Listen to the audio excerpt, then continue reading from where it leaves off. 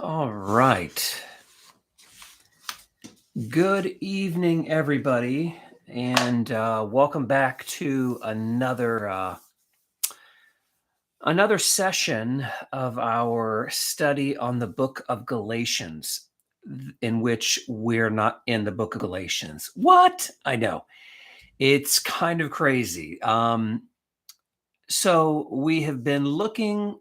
We started off a couple videos ago with the idea of taking a slower, more focused view on the book of Galatians, that book that has been so monumental in the lives of many former Adventists. So it's another one that it's obviously a book that's very, very powerful, very, very meaningful to me, and perhaps to you as well. And so Jesse, good to see you, brother. So as you might know, if you're familiar with the channel, I have done a series on the book of Galatians probably a year and a half, maybe 2 years ago. But I really did it far quicker at a far higher level. And so my desire is to look at this book of Galatians at a far closer level. With that being said, we started off with the very first video, which was, I think we entitled it, Don't Kill the Messenger. And we were able to look at basically Galatians 1:1 all the way starting into chapter 2, in which we saw that what Paul was doing in there was he was having to do damage control, not because he had done anything wrong, but because those who opposed his message had started they opposed his message, but rather than to fight and take on the actual message itself, because they would have failed, they instead chose to destroy and attack him, the messenger. And so that's what you see at the very beginning of Galatians, is him kind of setting himself back up again. Chance, how you doing? So it was then when I started to look at what would be the next portion of Galatians, basically Galatians like chapter 2, verse 6 and forward, that you can start seeing where Paul is talking about what these people had done is they had basically started distorting the gospel. And so I'm a person, like a mantra in my life is this one. Ready? Words matter. It's a 2-word mantra. Words matter. And that really does. It's very important to me.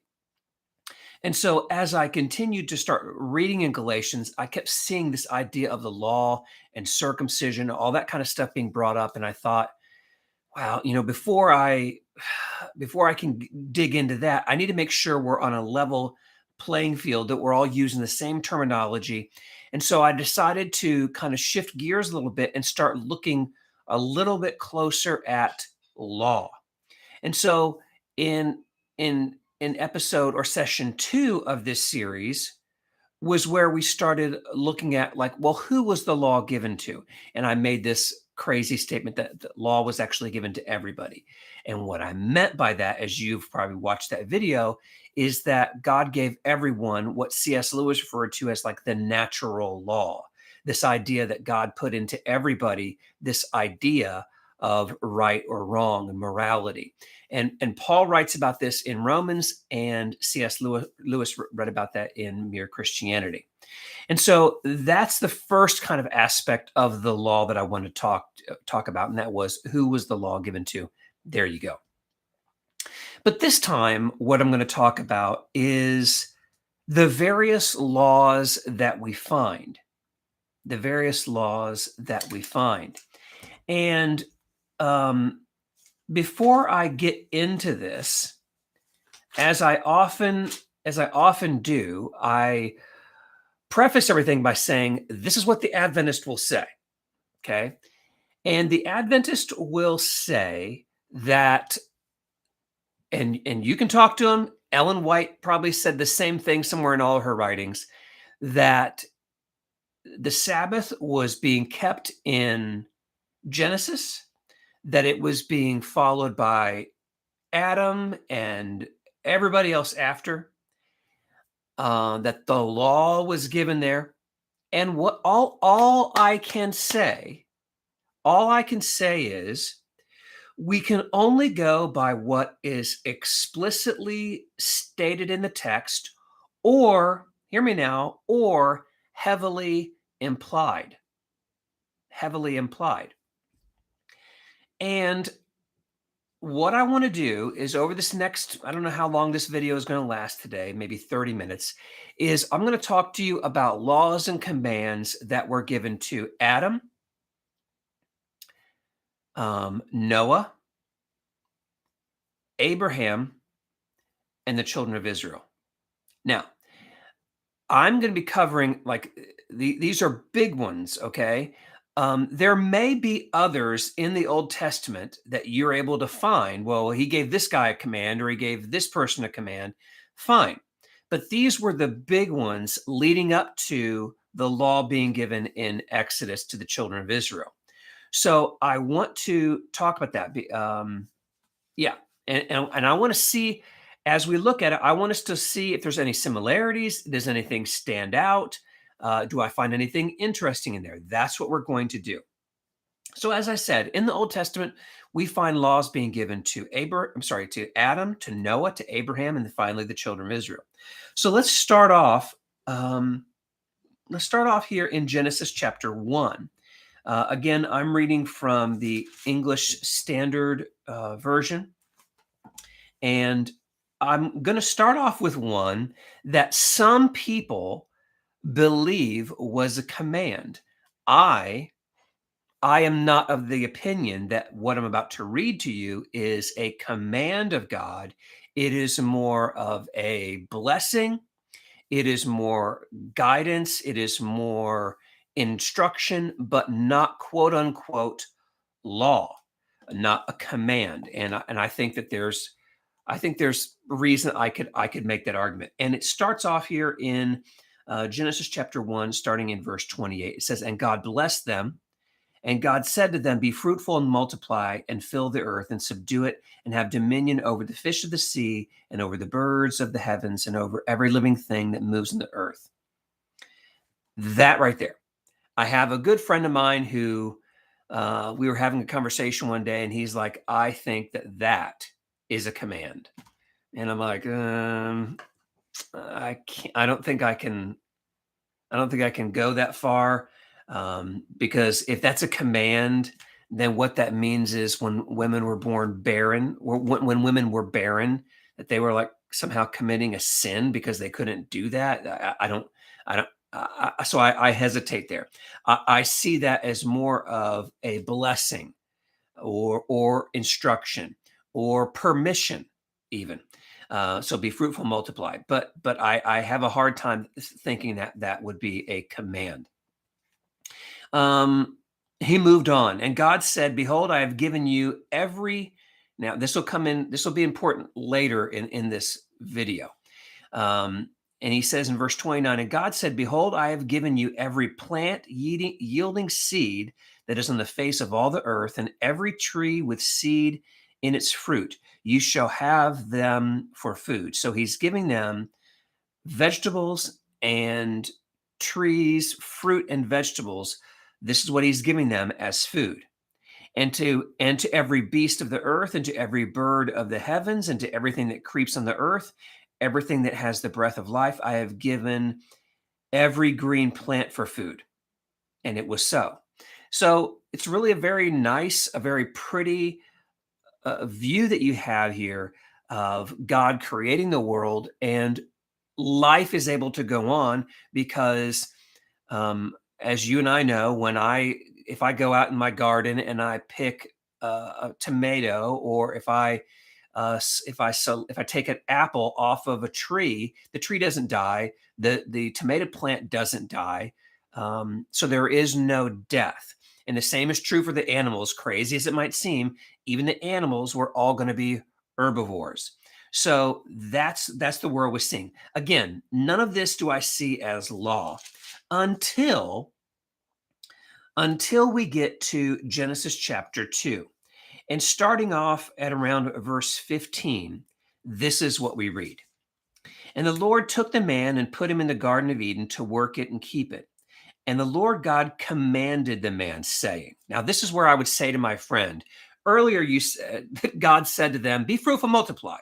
But for some reason, the author of Genesis here feels something's changing in the grammar because he's using the word commanded. And the Lord God commanded the man, saying, you may surely eat of every tree in the garden, but of the tree of the knowledge of good and evil you shall not eat, for in the day that you eat of it, you shall surely die. Okay? This is the first time we're seeing a command. And as I said to you earlier, I can only go by what is commanded. I'm sorry, I can only go by what is clearly, explicitly stated or strongly implied. And I find this to be the first explicit command that we have. Okay. Him simply saying, do not eat from the tree of the knowledge of good and evil, for in it, if you do it on that day, for in the day that you eat of it, you shall surely die. Okay. And as we know, later on they ate it and were cast out of the Garden of Eden. And that was that. Now let me move on. There's the first one. And now I'm going to show you where I believe we can see there is implied law. Where I can see that there is implied law. Now, implied law, we have to then go over to after the fall of man. After Adam and Eve have sinned, they've been removed from the Garden of Eden. The cherubim with the flaming sword is guarding the way to the tree of life. That's all happening. And now Adam and Eve are outside of the garden and they're being forced to work the land, all that bad stuff. Now, the implied comes right here. It starts off in chapter 4. So it says, chapter 4, verse 1, Cain and Abel. Now Adam knew Eve, his wife, and she conceived and bore Cain, saying, I have gotten a man with the help of the Lord. And again, she bore his brother Abel. Now Abel was a keeper of sheep, and Cain a worker of the garden. Here you go. In the course of time, Cain brought to the Lord an offering of the fruit of the ground, and Abel also brought of the firstborn of his flock and of their fat portions. And the Lord had regard for Abel and his offering, but for Cain and his offering he had no regard. So Cain was very angry, and his face fell. Pause right here. This is Genesis chapter 4, verses 2 or 3. And you can see that all of a sudden, somewhere along the line, they are bringing offerings to God. They're bringing offerings to God.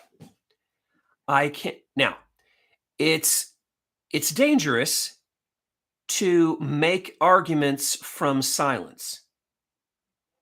But what we can say, I think rather clearly, is somewhere along the line, somewhere after the fall, God has given some type of instructions to them about worship and offerings.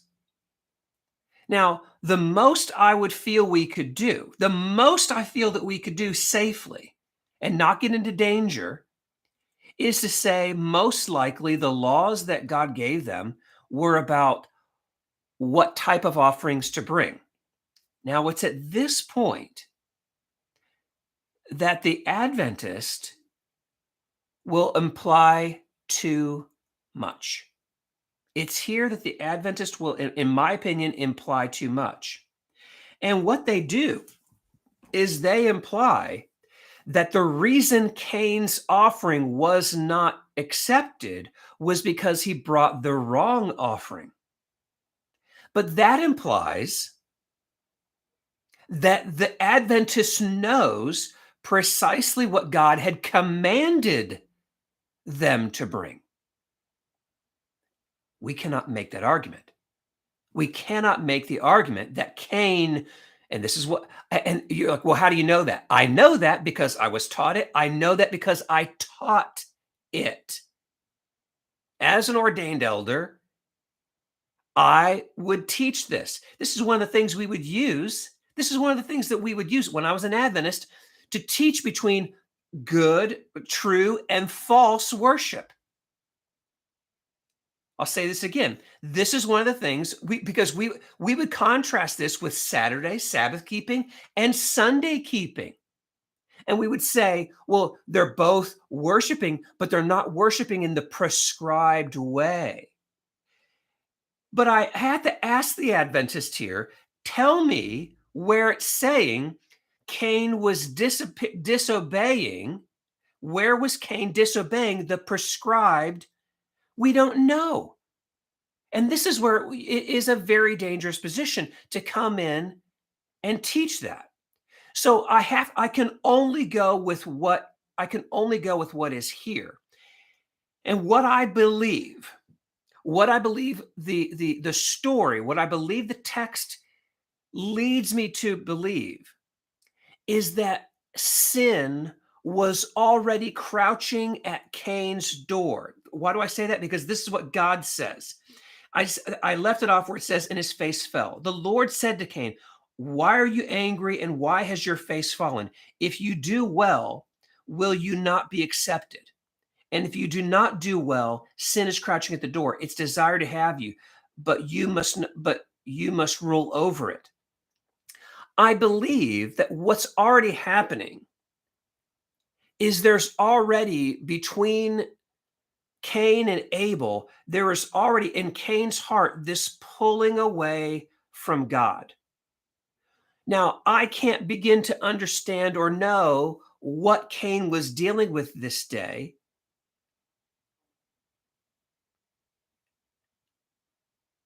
Was his heart in the wrong place?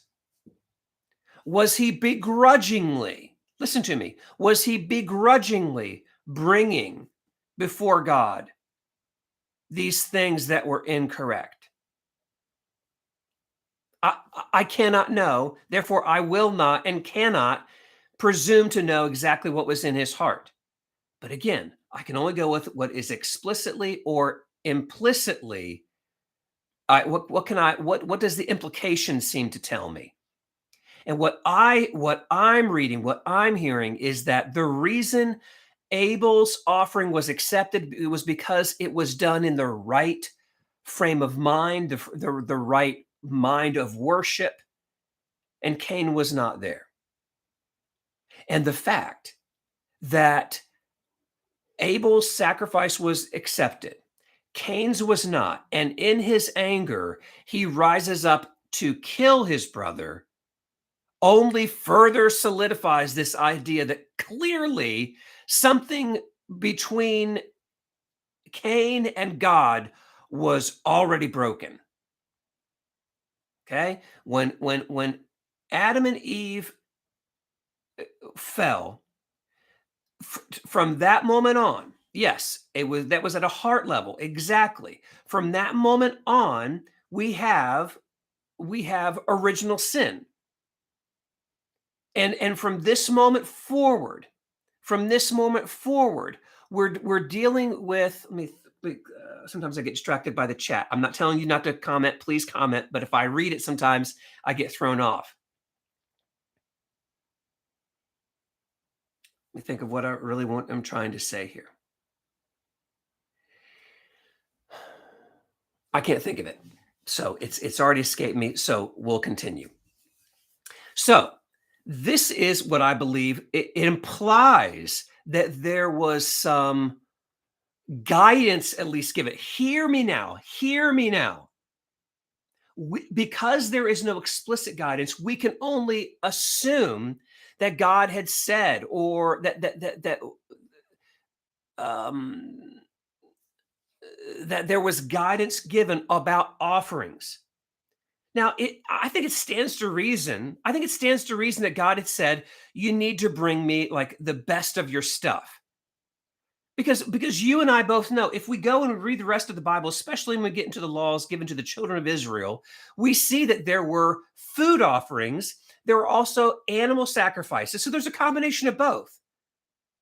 So I don't think at all that it's a stretch to think neither of these guys were wrong in the offerings they brought. There was something wrong at the heart of the person bringing the offering. That I think is the real key. But the bottom line is, I do not find anything in here explicit about that. So I'm having to kind of cautiously fill in those blanks. We always need to be very cautious about filling in blanks. Okay, you certainly don't want to start building theology where you just filled in a blank because it's not explicit. Nothing solid can be built upon that. You have to have something really solid to build on. So if I move forward now, staying in chapter 4, if I stay going in chapter 4, we find another command. And so again, something I find rather interesting. It says, Cain spoke to his brother. He raised up and killed him. This is now in verse 9. Then the Lord said to Cain, "Where is Abel, your brother?" He said, "I don't know. Am I my brother's keeper?" I find in verse 9, remember back in the previous video, and I read C.S. Lewis and the natural law and how everybody has this law in us and we don't keep that law. And the way we know we don't keep that law is because the moment it's pointed out that we're not keeping that law, we immediately provide justification or excuses as to why we didn't or how we actually are, because there's something internal. You cannot convince me that Cain didn't know he had done something wrong. Well, is that rather implied, Scott? Well, it is implied, but I think it's implied based upon even Adam and Eve, because after they've eaten the fruit, what's one of the first things that they noticed? They were naked. They immediately, as soon as they had disobeyed, as soon as they had sinned, there was an immediate consequence. And they wanted to do what? What was it they wanted to do? After they saw they were naked, they wanted to cover up. When God is coming into the Garden of Eden looking for them, what's their reaction? To hide. Now, let me tell you something. As sin, think about this. Think about this for 1 second. Adam and Eve commit the very first sin. The very first sin. Their reaction is to hide from God.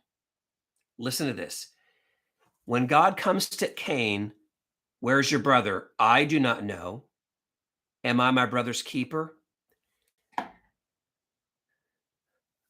There's this building up of attitude that is willing to be spoken to God. Listen, Adam and Eve, it's true, they went and hid, okay? And when God starts asking them about what happened, what did they start doing? Well, the snake deceived me. And then Adam said, "Well, the woman you gave me, she did it." Again, they're projecting. But this right here, this "am I my brother's keeper?" Like it's such a bold. It's like it's just like a rebel teenage son. Listen to me. It's like the rebel teenage son who gets it in his head, "I'm going to stand up to dad today. I'm going to see what you got." Okay. But my point is that you can't convince me that Cain didn't know that he had done something very, very wrong. Even though, listen, wait for it, even though I don't believe up to this point there had been any explicit command, "Do not commit murder." And I think I can prove it. I'm going to say that again. He knew he had done something wrong, even though at this point in time there had not explicitly been given any kind of commandment, "Thou shalt not kill, thou shalt not commit murder." And I believe I can prove that to you. But that's not the command yet. Here's the command. Hear me now. As he moves forward, God tells him, "Listen, I know I know that it's there. I know your brother's blood cries out from the ground." And then he says, You are cursed from the ground. This is verse 11. You're cursed the ground, which has opened its mouth to receive your brother's blood from your hand. When you work the ground, it shall no longer yield to you its strength. You shall be a fugitive and a wanderer on the earth. Cain said to the Lord, my punishment is greater than I can hear. So he's being punished for what he did. And what is his punishment? You're a wanderer. You're going to have to work the ground. Interesting. And Cain said, my punishment is greater than I can bear. Behold, you have driven me away today from the ground, and from your face I be hidden. I shall be a fugitive and a wanderer on the earth, and whoever finds me will kill me. Then the Lord said to him, not so. If anyone kills Cain, vengeance shall be taken on him sevenfold. And the Lord put a mark on Cain, lest any who find him should attack him. There's a command. No one is to kill Cain. Because if you do, vengeance is going to be taken on you sevenfold. It's not even a law to Cain. It's a law to everybody else. Not to do harm to him, not even to attack him and risk accidentally killing him. Because if you do, it's going to be on you sevenfold. There is an explicit law. There is an explicit command. First off, your punishment, Cain, is you're going to work the land and you're cast away. But they're going to kill me. No, they won't, because I'm putting in effect a command. I'm putting in effect a law. No one wants to touch him. No one wants to take his life. If they do, it's going to be avenged on you sevenfold. And I'm going to put a mark on him so you don't even accidentally attack this guy, because you don't want that. Got it. So what do we got so far explicitly? We have explicitly, don't eat the fruit from the tree of the knowledge of good and evil. 2, don't kill Cain. Don't attack him. That's it. There's implied worship. There's implied worship directions, but we do not have any explicit law about worship even. Only that it was taking place. So there we have sometimes it's referred to I think the pronunciation is the Adamic or Adamaic, maybe right, Adamaic covenant or law, okay?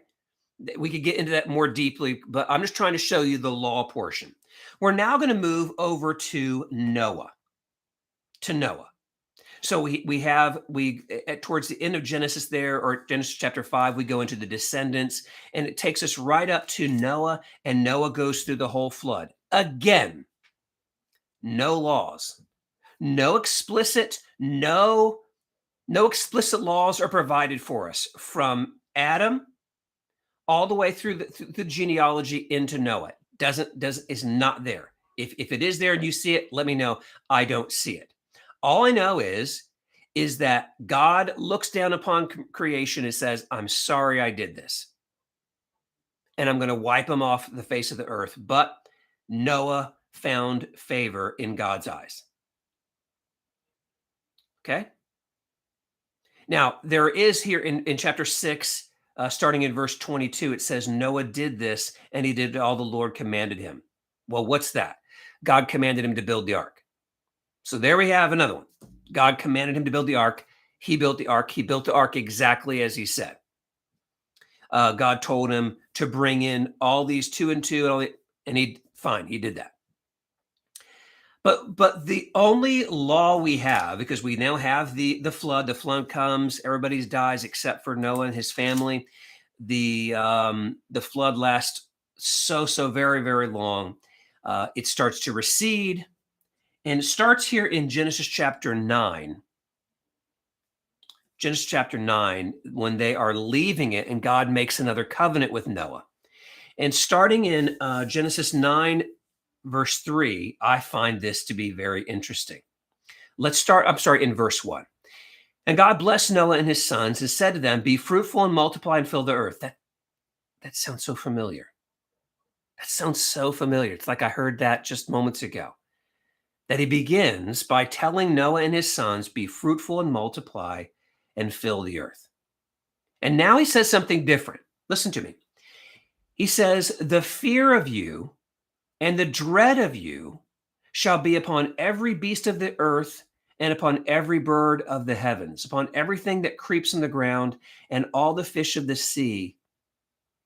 Into your hand they are delivered. That's really crazy. That's really crazy. You don't see that.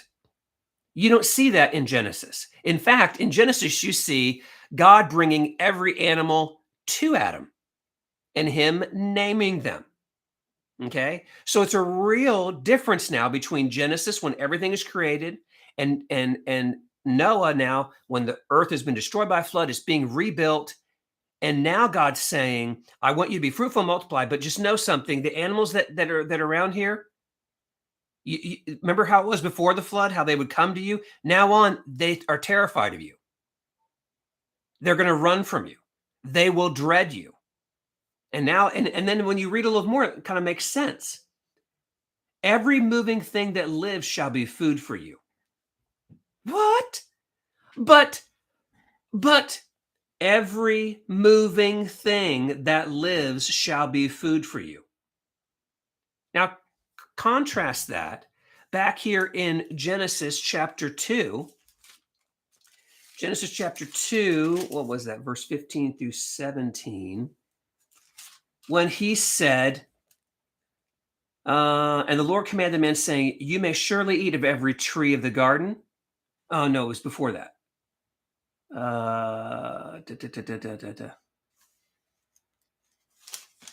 Where was that?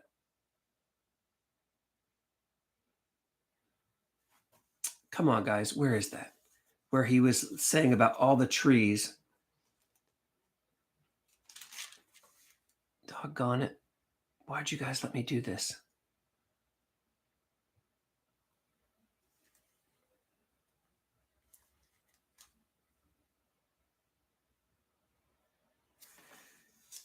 Oh, I think it was in verse 1, in chapter 1. Sorry. There it is. Yes. Sorry.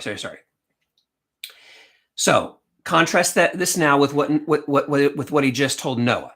Okay. This is Genesis 1, starting in 28. And God blessed them, and God said to them, be fruitful, multiply, and fill the earth, and subdue it, and have dominion over the fish of the sea, and over the birds, and the heavens, and over every living thing that moves in the earth. And God said, behold, I've given you every plant yielding seed that is on the face of the earth, and every tree with seed in it is fruit. You shall have them for food. You shall have them for food. And to every beast of the earth, and to every, you also, the same thing. You're all eating that. Then you go here to chapter 9, and he says, every moving thing that lives shall be food for you. And as I gave you the green plants, I give you everything. Wait for it. As I gave you the green plants, I give you everything. So do not think for 1 second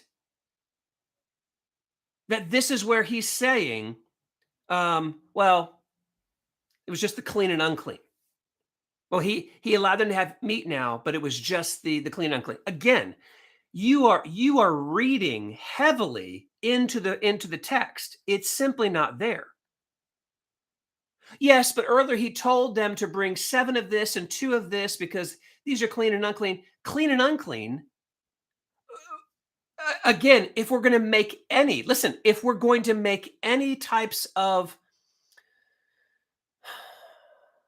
inferences or implications, the clean and the unclean would have been referring to what could be offered. That's it. That's it. But listen to me, prior to this, I do not believe that Noah nor his family had ever eaten meat. They had never eaten meat. So the idea of a certain food being clean or unclean for food, they had no idea what that was. But Abel himself had been offering sheep, a clean animal. He'd been offering sheep as a sacrifice.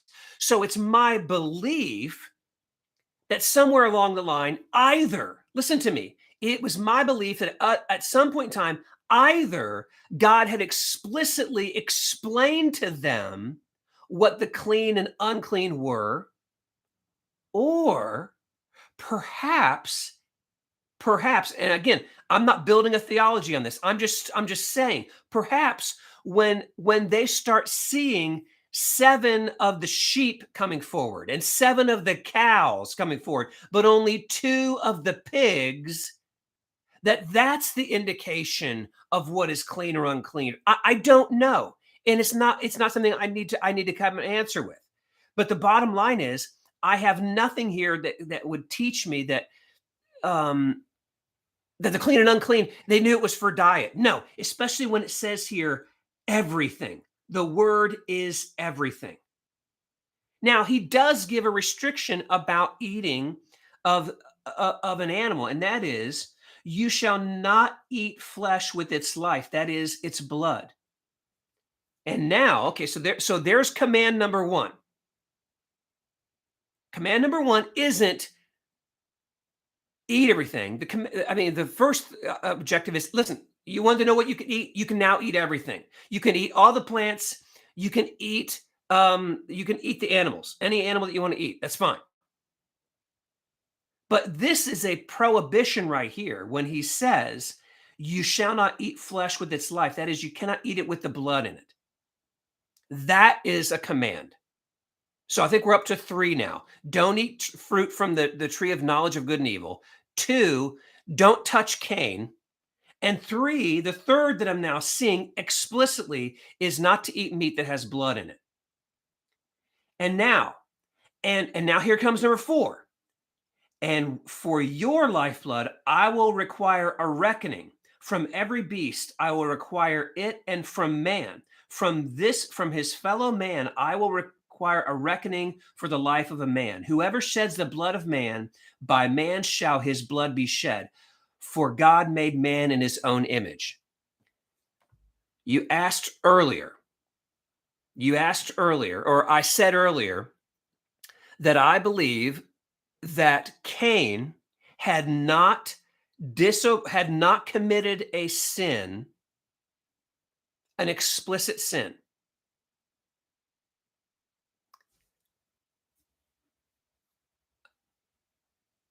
I do not. I said to you, I think I can make the argument that it's only at this point in time where God says you will not commit murder, where he is now explicitly saying it for the very first time.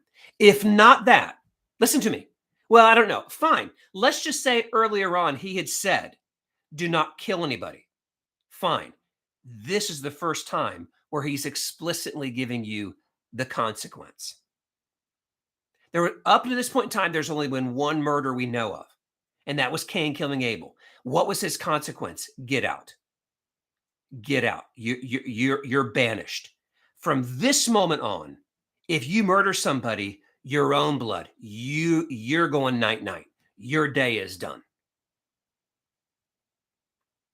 Okay? So that's what I have. So we're up to 4 commandments. Don't eat from the tree. Don't touch Cain. Don't eat food or meat that has his blood in it. And if you kill somebody, it's gonna be cost you your own life. That's it so far. Unless you guys know of some other command here, I don't know of one. So we're gonna move forward now to Abraham. So we have Noah and Shem, Ham, and Japheth, and they go ahead and they're starting to repopulate the earth. We have the Tower of Babel. It moves forward. Abram comes into the picture, and I want to take you now to another one, and that is starting in Genesis chapter 17. Genesis chapter 17. This is now our 5th explicit law or command that is given. And this is found in Genesis 15, starting in verse 9. And it says, and God said to Abraham, as for you, you shall keep my covenant, you and your offspring after you throughout their generations. This is my covenant which you shall keep between me and you and your offspring after you. Every male among you shall be circumcised. You shall be circumcised in the flesh of your foreskins, and it shall be a sign of the covenant between you and me. He who is 8 days old among you shall be circumcised. Every male throughout your generations, whether born in your house or bought with your own money from any foreigner who is not of your offspring. Both he who is born in your house and he who is bought with your money shall surely be circumcised. So shall my covenant be in your flesh, an everlasting covenant. Any uncircumcised male who is not circumcised in the flesh of his foreskin shall be cut off from his people. He has broken my covenant. It's just now, even as I'm reading that, I'm hearing this whole thing of cut off. And it takes me right back to Cain. How deadly the idea is to be cut off. That's it. I see this as another command. And when you're saying, well, I don't know if this was a command, it depends on how well you know the story of Moses. But Moses, when before he went into Egypt, he was married, he had a child, he's heading into Egypt, and you'll forgive me because I'm just going off my memory here. God almost struck him dead. God almost struck Moses dead. Why? Because he hadn't circumcised his son in 8 days. And if memory serves, it was Moses's wife who went ding, ding, ding. Hold on. We need to circumcise this baby. It was a command that God took very seriously. So we're up to 5. We're up to 5. And now we get to this point, this verse that the Adventists love to throw in your face every time. And that is Genesis 26, verse 5. Because Abraham obeyed my voice and kept my charge, my commandments, my statutes, and my laws. And what did they do with that? Because please hear what I'm going to say. Please hear what I'm going to say. I don't disagree with that. I don't disagree with that verse at all. I believe that all scripture is God-breathed and useful for teaching. I believe that. So I believe that Abraham obeyed God's voice and kept his charge, his commandments, and his statutes and his laws, whichever ones Abraham was given. But what I can't do, and what I refuse to do, is guess. What I refuse to do is to use this ambiguous verse and import into it what it means, so you have to do it. Not going to happen. And I'm going to tell you something. As an Adventist, I guess in my heart of hearts, it always kind of rubbed me the wrong way. Because even as an Adventist, I had my intellect, and I could tell, like, this is not really a strong argument that we're making here. For me, here's what I would say to you. If I had to read this, you know what I would say? Remember how in the very first video it said, don't kill the messenger. And the second one, it said, who is the law given to? Law was given to everybody. That's the law that we're talking about right here. The natural law. What I think this is implying about Abraham is that he followed God's commands that were written on his heart. C.S. Lewis talked about that natural law, to not do evil to other people. That's what I believe Abraham was like. But at this point in time, I cannot say that tells me that verse right there automatically, explicitly, or strongly implies that the 10 commandments were given in the Garden of Eden, and that's what he was keeping. Cannot do it, will not do it. Can't do it. I do not think that is wise in any way, shape, or form. So, moving forward then, Abraham had Isaac, the child of promise. Isaac had Jacob and Esau. They didn't get along too well. Jacob was the deceiver. But he was chosen, and Jacob had Joseph and Benjamin, as well as 10 other brothers. Joseph leads God leads Joseph right into Egypt, and it was all part of God's plan. All part of God's plan. Joseph tells his brothers, what you meant for evil, God meant for good. I'm going to say that again. Joseph told his brothers, after he'd been sold into slavery and God worked everything out, he said to them, because they thought for sure Joseph was going to have them killed, what you meant for evil, God meant for good. God ordained every bit of that. So now we have the children of Abraham there in Egypt. Levi, one of Joseph's brothers, in his lineage, we have Moses. We have Moses. And so when we now flip over to the book of Exodus, we're drawing to a close now, everybody. When we start moving into the book of Exodus, we start seeing the story of Moses. We see what I would perceive as a command. And this is one of those first places now where I want you to think about something. Command. And I've talked about this before. Our laws meant for all people. Our laws meant for all time. Okay. A. Clark, I promise you I will come back to that and answer that question before we end our session tonight. Please don't let me forget.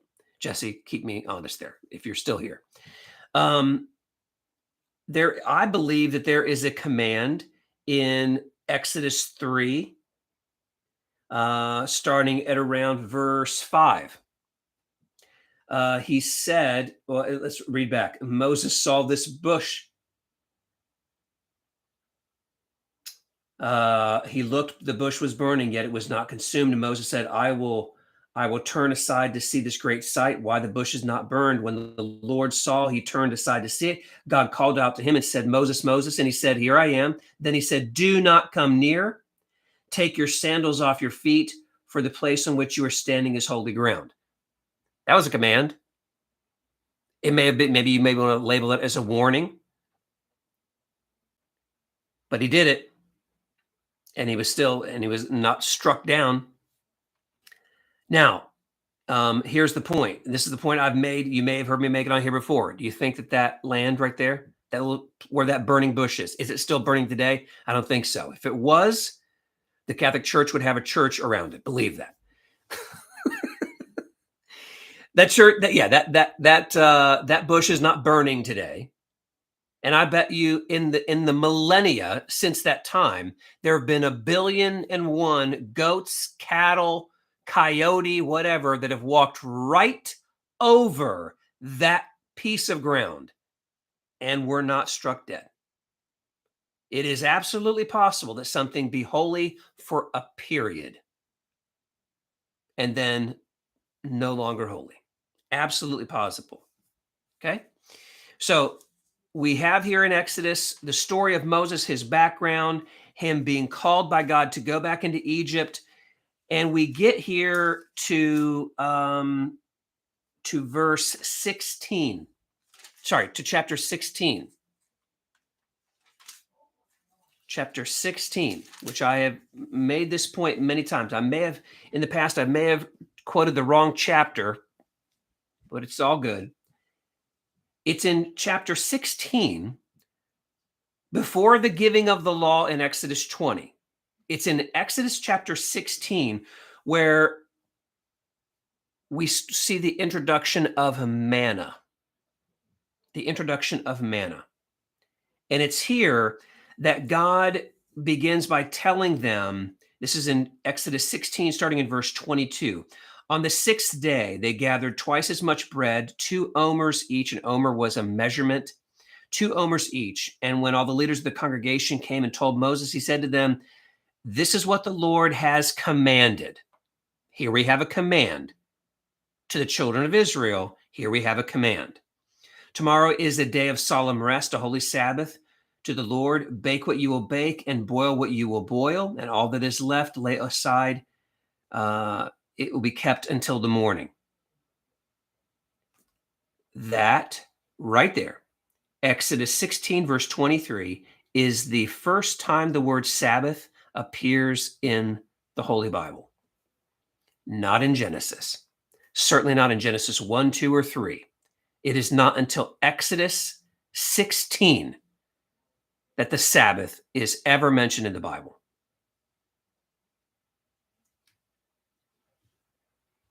And there we have it as a command that God is telling them. Now, pause for one moment. Pause for one moment. I want to take you, okay? I want to take you just a few verses later about the Sabbath, because here it is on the sixth day. So it's Friday.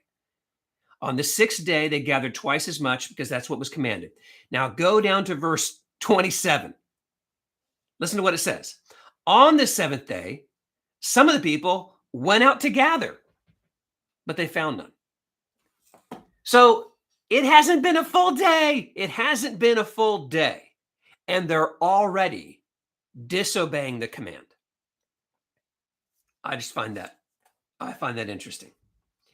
And the Lord said to Moses, how long will you refuse to keep my commandments and my laws?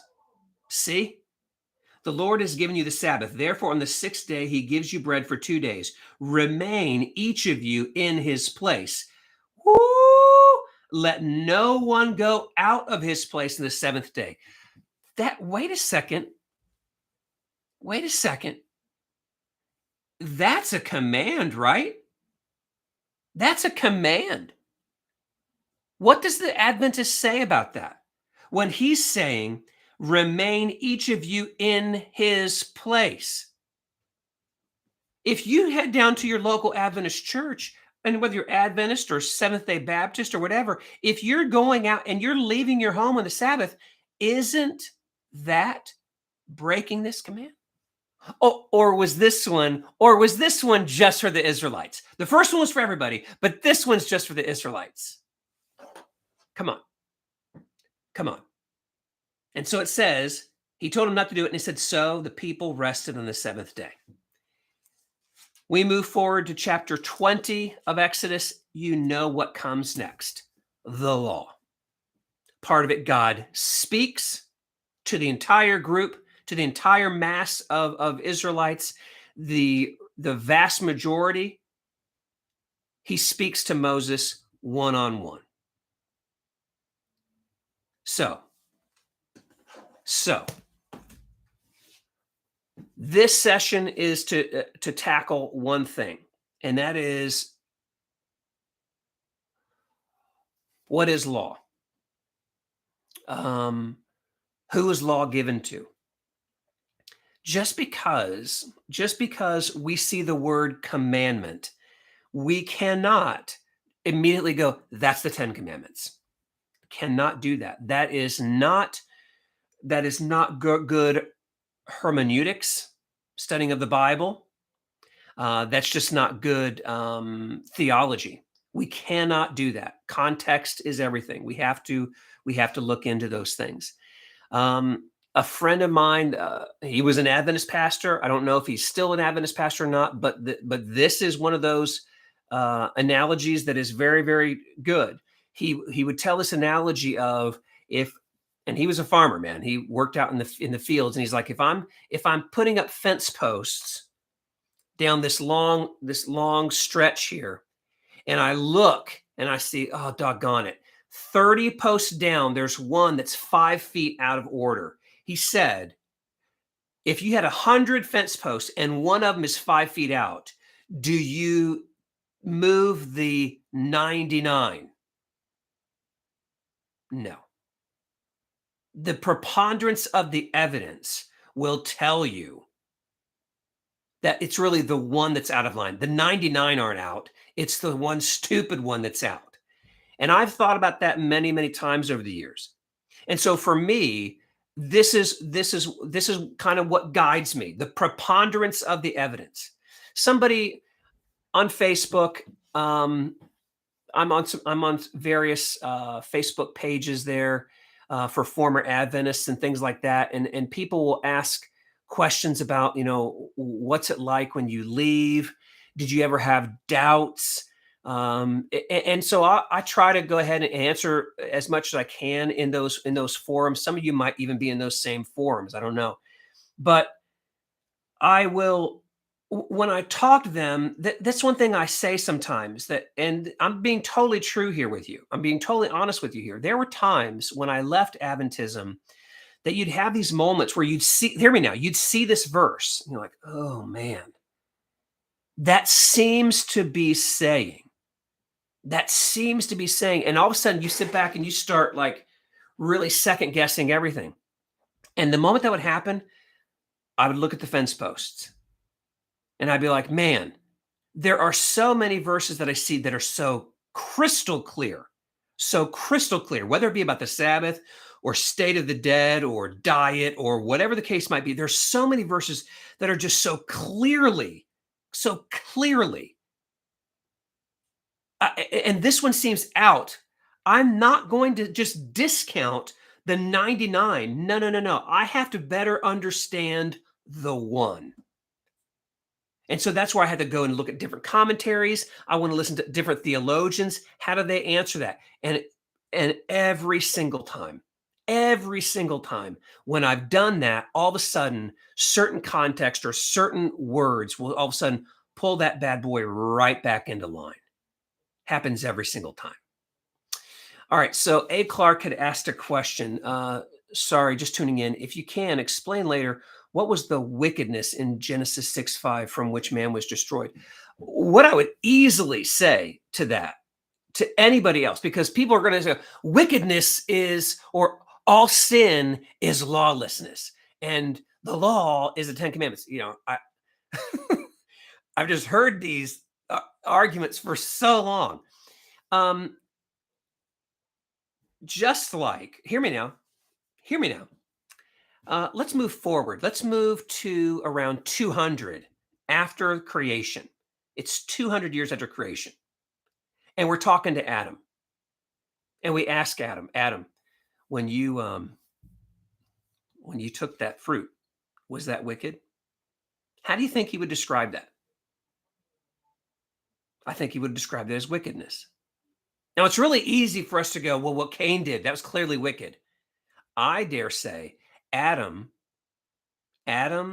viewed what he did as equally, if not more wicked than what Cain did.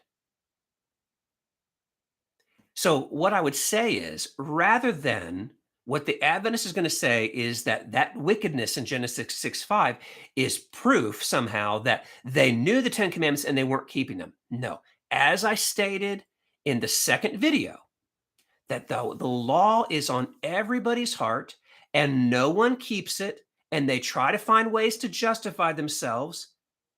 Or, listen to me, powerful moment, powerful statement coming up. You ready? Or they sin so frequently, they cease justifying themselves. They don't even waste their time anymore.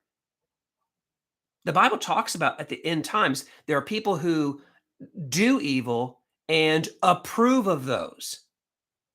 Hear me now. They do evil and they approve it. They promote it.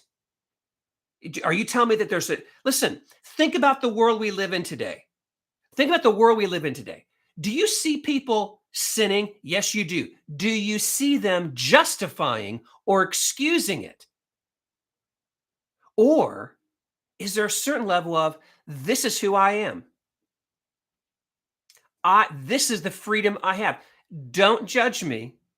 That's what I see. That's the wickedness I see. So, A. Clark, to answer that question, what I would say is the wickedness is that mankind in general had gotten to a point with the natural law written on every person's heart, had gotten to a point where they were no longer, Jesus himself said, as it was in the days of Noah, so shall it be at the coming of the Son of Man. So if today, hear me now, if today they're at a point where they're no longer even trying to justify or excuse their sinfulness. Think about that. If today they're sinning without embarrassment, without shame, without trying to excuse it, and it says, as it was in the days of Noah, so shall it be. It stands to reason that in Noah's time, the wickedness was the same way. That they were doing evil, going contrary to what God had already written on their hearts, going contrary to that without excuse, without embarrassment, without shame. That's how I would read wickedness in Genesis 6:5. So, I'm happy to hang out here for a moment or two if you guys have any other comments or question. Yeah, man. You sure do. You sure do, Jesse. Happy to answer any questions that you guys might have. I'm just going to tell you right now, I'm pro-life. I'm so pro-life. It's not even funny. If somebody had told me 3 years ago that Roe versus Wade would ever be overturned, I thought there's no way. There's just no way. The fact that it got overturned is an absolute miracle. Yeah, and it just yeah. Thank you, Chance. I appreciate it, man.